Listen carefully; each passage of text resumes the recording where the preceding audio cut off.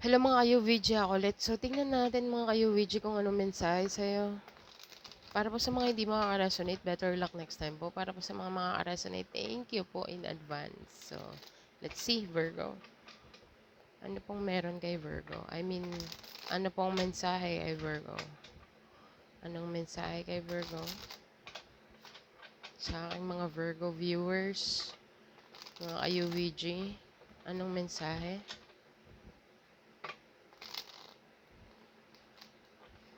Maraming salamat po pala sa mga new subscriber, mga nag-comment, nag-like at saka nag-share. Thank you so much po. Laking papasalamat po. Sa mga Virgo po na hindi maka-resonate, better luck next time po, okay? So, let's see. The High Priestess. Meron kang information pero hindi ka umiimik. Marami kang alam pero hindi ka lang umiimik. Mas pinili mong hindi umimik. Okay, wow. Ganda nun. Eight of Swords. In the reverse. You are no longer stuck. Okay. Hindi ka na stuck sa situation, Virgo. Either way to ha, maaaring ikaw or person that you're connecting with or maybe sa tao sa environment mo. So, let's just see. And that, ooh, ayun. Two of Cups, Virgo. Daming Two of Cups. Parang mabentang Two of Cups sa'yo. Ano na tayo? So, Virgo, meron ka ditong High Priestess. Marami kang information, marami kang alam. As in, years and years and years yung mga kaalaman mo. Years ago pa yung mga nalaman mo from back then. Okay, andyan no. Kung makikita mo, meron kang papel dito, meron kang information, pero ang high priestess hindi siya umimik. Ginagamit niya na lang ang intuition niya. The more na may nakikipag-communicate sa kanya, alam niya na agad kung nagsisinungaling or genuine or sinungaling or nagsasabi ng totoo. Basta ang high priestess is mas malakas ang intuition niya, malakas ang empathy niya, lagi niyang iniisip yung mga lagi niyang anong tawag niyan, lagi niyang yung mga words ng mga lumalabas sa bibig ng tao sa mga taong na-encounter niya. Okay. Ang high priestess is nag-ooperate sa based on experience. Okay. Mataas or malakas ang discernment ng the high priestess. The high priestess, meron siyang malakas ang power ng high priestess. Kung baka di nyo nalalaman, okay, search nyo na lang sa Google. High priestess is full of information and but not saying anything. Okay. High priestess is full of knowledge and wisdom into the situation based on experience. Okay. At saka marami siyang knowing. Okay. Marami kang alam, Virgo. Hindi mo rin alam sometimes, but alam mo. Okay, but your gut is telling you or your intuition yung sipmura mo. Sipmura ba tawag dun? I don't know. Basta meron kang feeling na butterflies or para bagang nasisiar ka na hindi mo maintindihan. Basta there is something. Merong something sa'yo, Virgo. Okay, na, basta you know it. Okay. Basta alam mo, okay. And then with the Eight of Swords is you are no longer stuck. Parang feeling ko in-unstuck mo ang sarili mo sa situation. Okay. Meron kang sitwasyon, di ko alam kung career sa'yo yan, friendship, family. Basta in-unstuck mo ang sarili mo. Ay, hindi ko alam kung gaano katagal, 8 weeks, 8 months, 8 years, 8 decades. Hindi naman siguro decades, but something with the 8. Okay, basta in-unstuck mo ng sarili mo dito kasi ang Eight of Swords po natin, this is upright. Eight of Swords is feeling stuck, not seeing the situation from what it is. Ang dilim, nakatali siya kung sa makikita mo. Nakastuck siya sa thoughts na paulit-ulit, cycle na paulit-ulit. Gets mo? Imprisonment. And lahat ng negative, sabihin mo na mentally, emotionally stuck, damage or something. But now, you're free.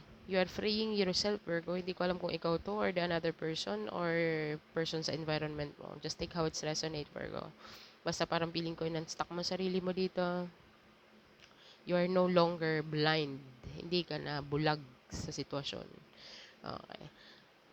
With the Two of Cups is being here, Virgo. Two of Cups is just like equal give and take, both sides. Hindi to one-sided, this is two-sided. Okay, so that's what I'm feeling there. Oh, bottom of the deck is Six of Swords, overall energy. So, i-clarify natin each card. Tingnan natin kung ano ang The High Priestess Virgo. Bahala ka na sa mga Virgo na hindi makaka-resonate. Better luck next time po. Sa mga makaka-resonate, thank you po in advance. So, let's see.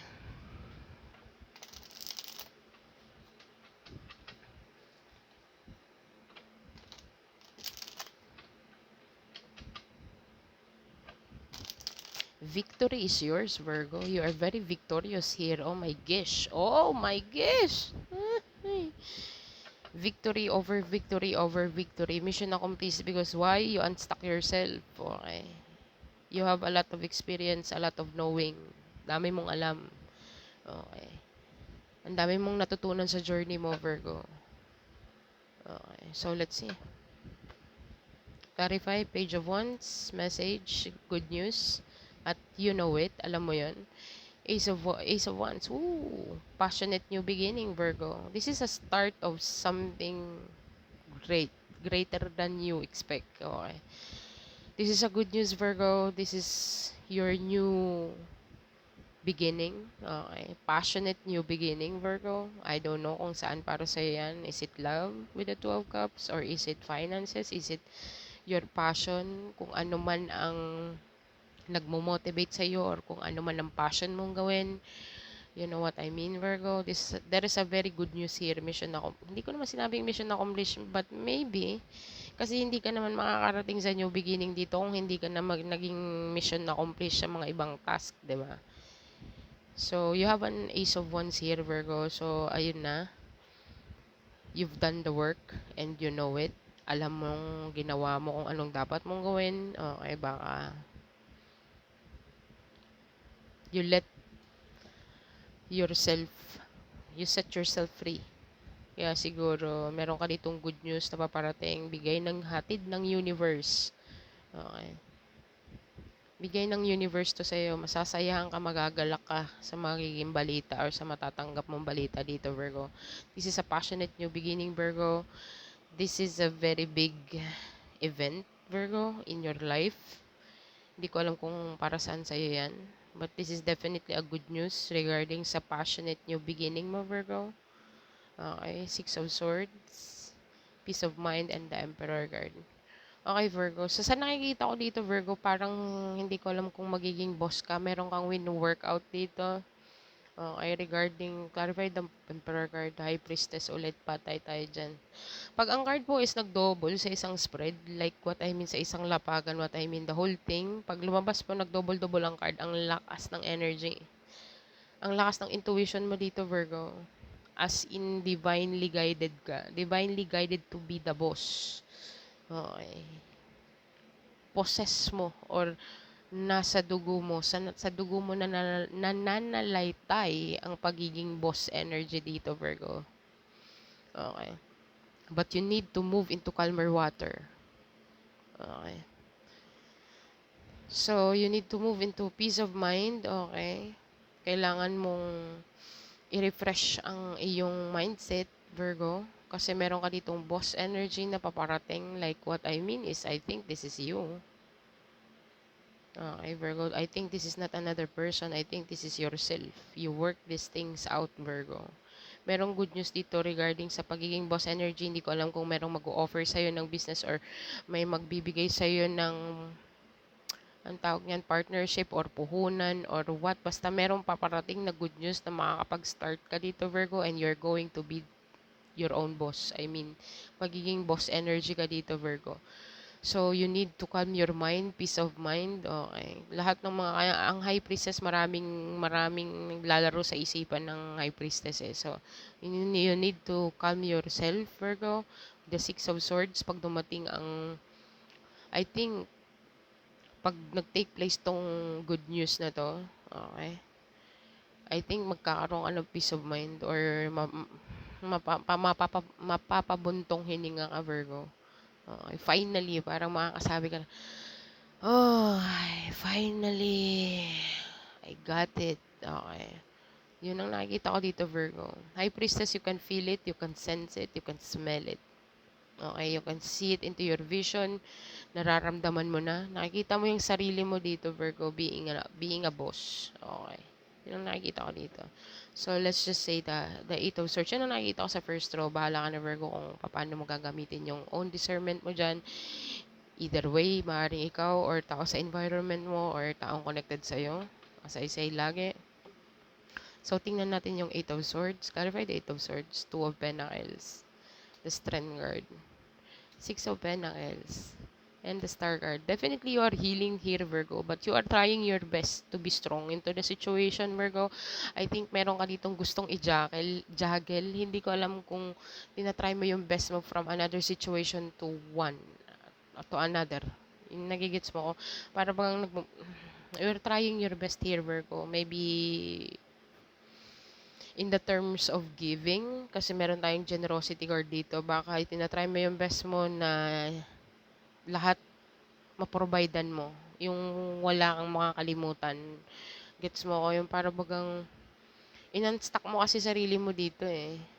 You free yourself here. Okay?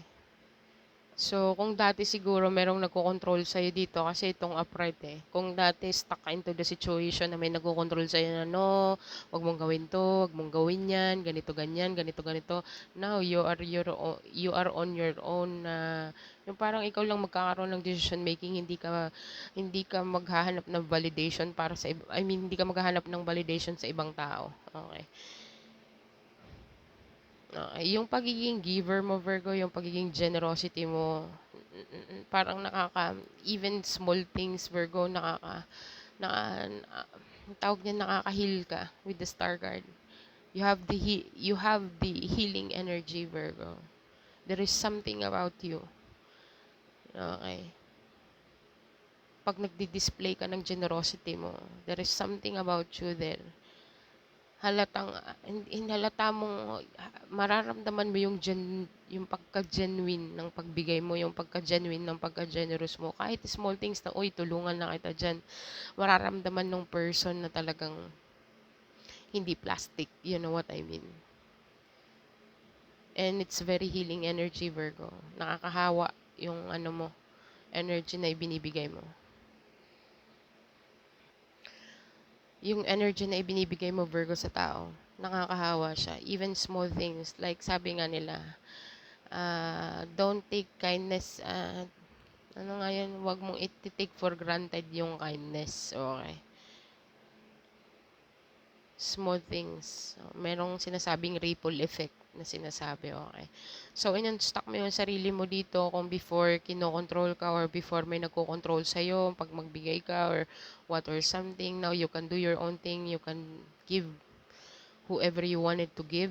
Your energy, your time, your resources. Nasa sa'yo ang bola. Hindi ka na-stuck dito. You know what I mean? You can do your own thing. Virgo with the Ace of Cups. Oh my God. And the Four of Wands. So, okay. As I said,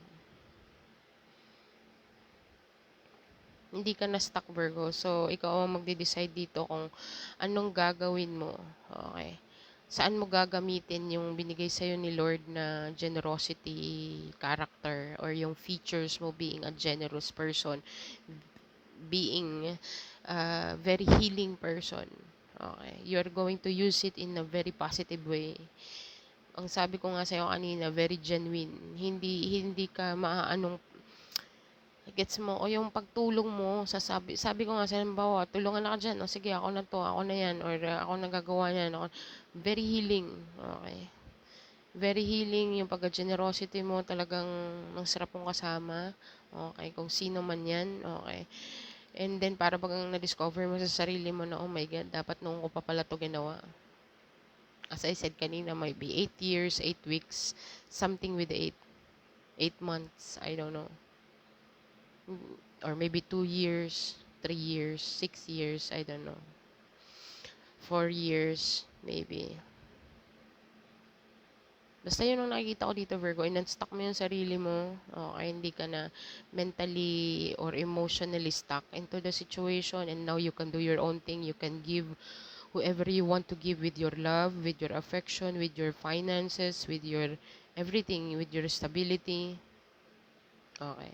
You free yourself. Okay. So, you are trying your best to give to everybody. Okay. Tinatry mo yung best mo. Okay, time man yan, effort man yan, maliit na bagay man yan, basta i-make sure mo na lahat is there. Lahat is covered. You know what I mean, Virgo? Yun ang nakikita ko sa second row.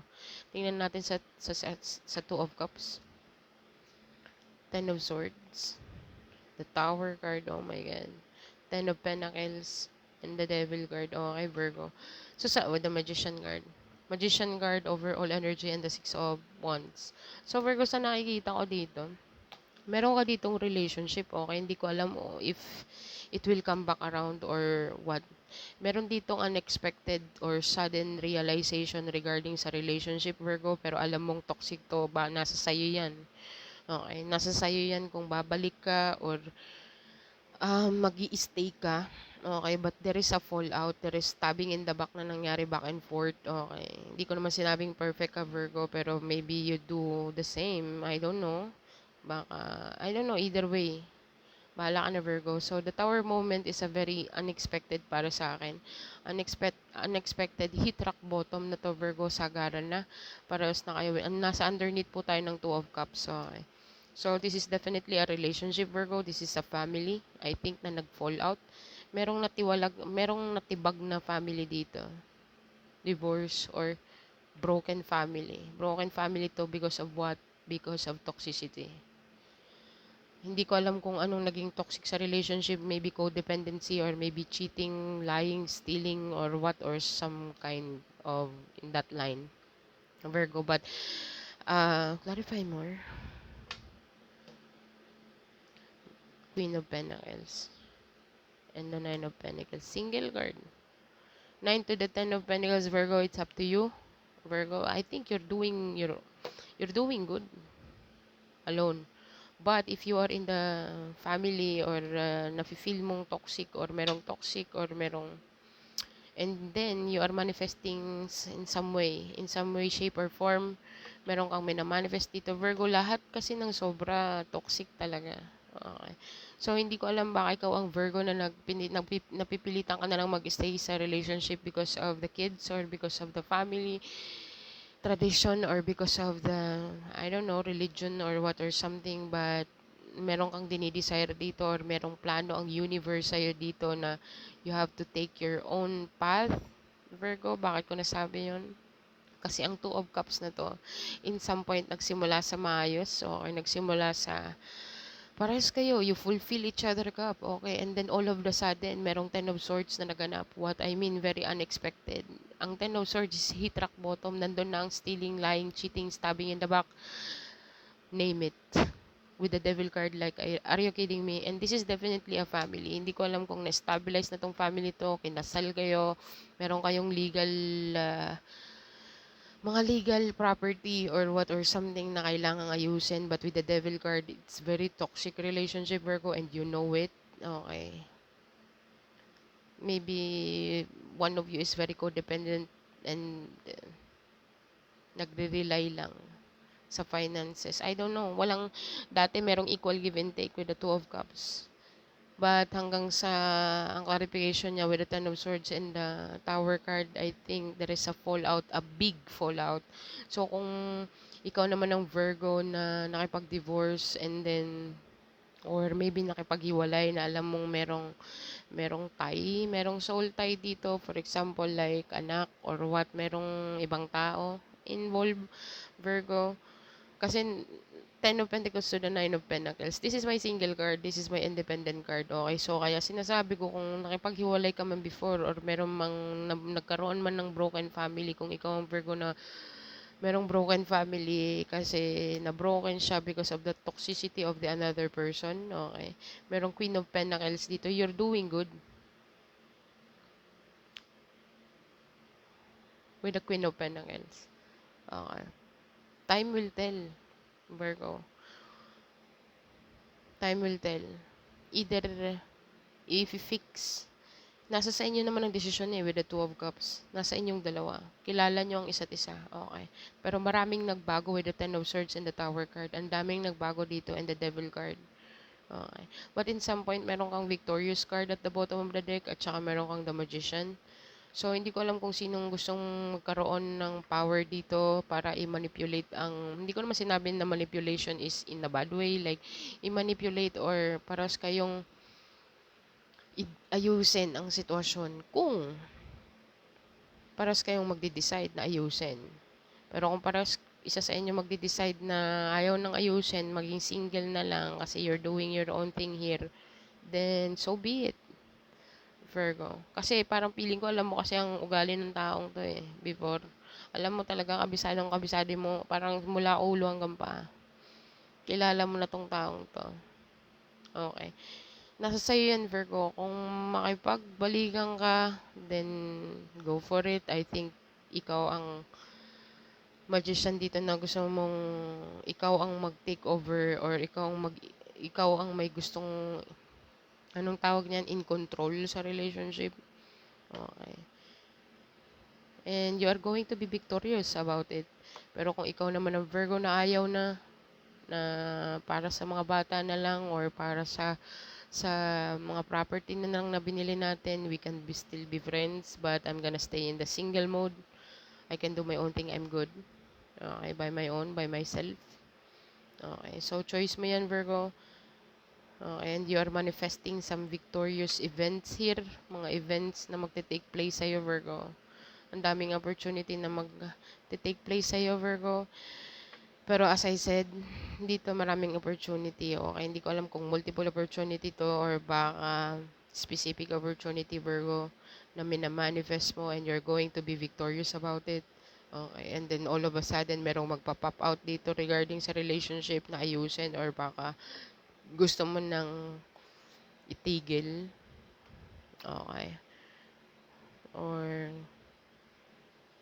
sa ayaw at sa gusto mo, Virgo, kung ikaw ang Virgo na nasa relationship pa at the moment currently, sa ayaw at sa gusto mo, ang Tower card, ang kidlat na yan, divine yan. Gagawa at gagawa ang tadhana ng dahilan. Okay. Kasi ang Tower card is a false foundation. Built in what? Built in lies. Built in toxicity, Virgo. I hope you get me. Billion toxicity. Bakit magdi-desire ng Ten of Pentacles? Nga sa Ten of Pentacles. Ang ganda sana, oh. Two of Cups with the Ten of Pentacles, with the Nine of Pentacles, independency. Paras kayong independent, equal give and take. Paras kayong magbabayad. Ikaw ngayon, ako naman sa susunod. With the Queen of Pentacles is being here. Everything is in control. But tingnan mo naman. Sige nga, sabihin mo sa akin kung in control yan. There is something here na hindi talaga maganda ang kinahantungan, okay, ng relationship na 'to. So, either make it or break it. Okay, Virgo. Yun ang nakikita ko dito. Because either way, you're good. I mean, hindi ko sinabi na nasa relationship ka na 'to, you're good. Maybe, kung inayos mo, kung aayusin, maybe, baka na lang. Maybe this is in the past. And then, you're going to be like this in the future kung aayusin nyo. Or maybe, kung ayaw mo naman, sinasabi ng gut mo na ayaw mo kasi you're doing fine, you're doing good alone, then so be it. Okay ka lang din naman dito sa nakikita ko kung alone ka with a single card. Okay, basta in any shape or form, merong victorious card sa bottom of the deck, overall energy. So, tingnan natin, Virgo, kung anong advice sa'yo. Anong advice sa aking mga Virgins, please? Anong advice?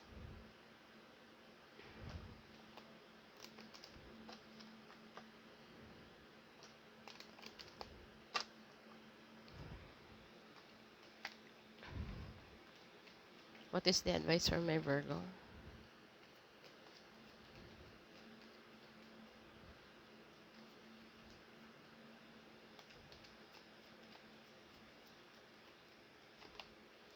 A new romantic cycle begins. Oh my God, hindi ko alam kung babalikat mo to, Virgo, o pinag-iisipan mo. Parang feeling ko nasa crossroad ka. You are, gusto ko lang ipa-remind sa'yo, Virgo, na before, stuck ka. Okay, stuck ka sa situation. Kung nagkaroon ka na ng freedom at saka nagbabalik kang bumalik or ayusin or kung ano pa man ang amends or vows na nag-take place dito, it's up to you. Okay. Basta ang masasabi ko, you are good. Okay. Kung feeling mo hindi mo na gusto ang relationship currently na currently na relationship mo ngayon, then you have to decide. Meron kang decision na dapat gawin dito. Kasi hindi mo pwedeng i-tolerate to. Gusto mo bang forever ganito lang? Ganito ka? Okay. So, it's up to you, Virgo. Hindi naman ako nandito para magsabi ng ng hiwalayan mo or maghiwalay kayo. Pero, think about it, Virgo. Bahala ka, decision mo yan. Messenger lang ako. King ina para bagang nararamdaman ko dito yung feeling mo eh. If you are a Virgo na stuck, okay. Pero kung ikaw ang Virgo na naka-unstuck ka na sa situation na alam mong very toxic at hindi maganda para sa mental and physical and emotional health mo and sa finances mo, and then you need to decide, you need to think about it, Virgo.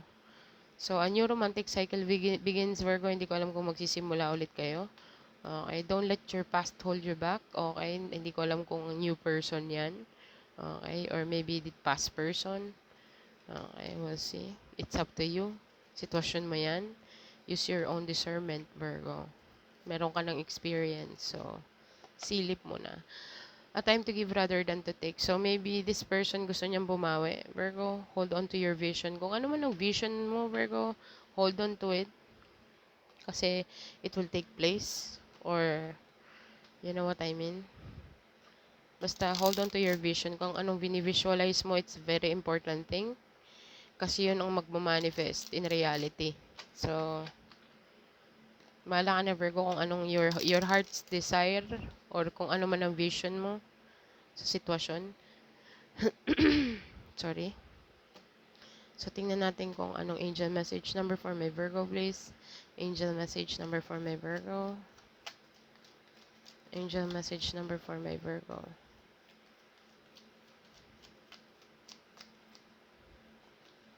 Meron kang 2. Meron kang king. Meron kang 1. 211, Virgo. 211, i-google mo siya, angel message number 211. Maaaring may message ka po dyan, makarelate po sa situation mo, Virgo. So, this is what I have for you, Virgo. Sana po ay nakaresonate kayo. Bahala na po kayo kung saan kayo lalapag dyan, so just let me know. Sa mga Virgo po na hindi makaka-resonate, better luck next time po. Sa mga makaka-resonate, thank you po in advance. So, thank you for being here, Virgo. Thank you for watching, and bye for now.